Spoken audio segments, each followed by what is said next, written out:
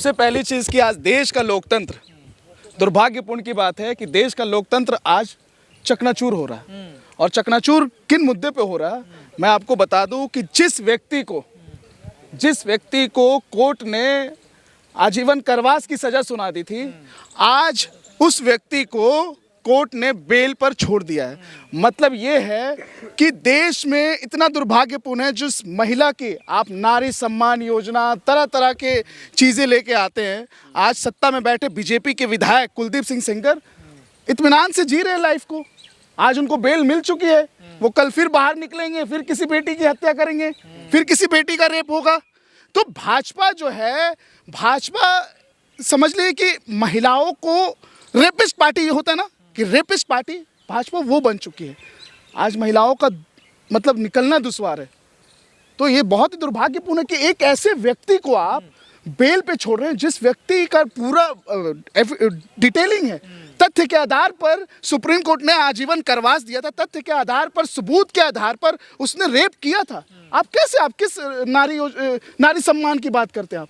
तो क्या मैसेज जाएगा समाज में? ऐसे पूरे समाज में ये मैसेज जा रहा है। समाज देखिए, आज जो सत्ता में बैठी सरकार है, आप देख लो, उत्तराखंड उठा लो, भंडारी, आपने देखा होगा कि कल ही बीजेपी की विधायिका की वाइफ का वीडियो आया है कि इसमें इनको सीबीआई जांच करानी चाहिए, उसमें कौन कौन लोग सम्मिलित हैं भाजपा के, इसमें सीबीआई जांच करानी चाहिए। लेकिन भाजपा इसको निगलेक्ट कर रही है, भाजपा इसको निगलेक्ट कर रही है। आप देख लो, उसी के बिहाफ में आप बिल्किस बानो देख लो, उसी के बिहाफ में आप देख लो कि जिस हाथरस देख लो। मतलब बेटियों के साथ अन्याय हो रहा, और उनके साथ आप इतना दुर्व्यवहार करके कि उनको आप बेल दे रहे हैं।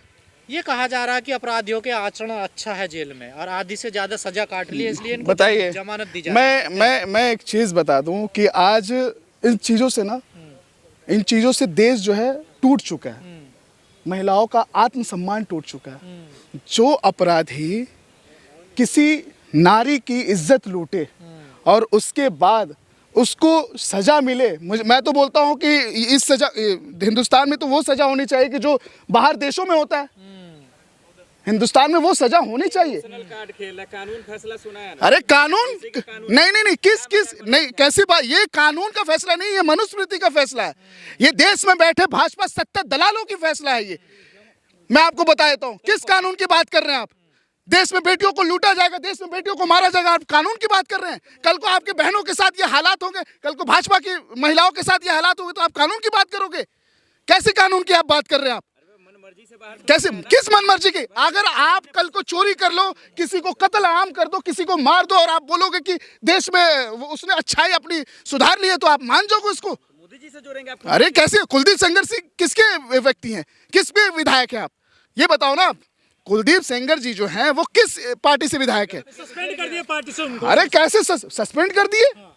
उनको सस्पेंड कर दिया। उनके पीछे पूरी डिटेलिंग चलती है कि जिस महिला का उन्होंने रेप किया था, उस महिला के पूरे परिवार को बर्बाद कर दिया गया। कानून पर, संविधान पर भरोसा नहीं है। मैं आज आपको एक सेकंड, ये बिल्कुल, मुझे इस देश के कानून पर भी भरोसा है, इस देश के संविधान पर भी भरोसा है।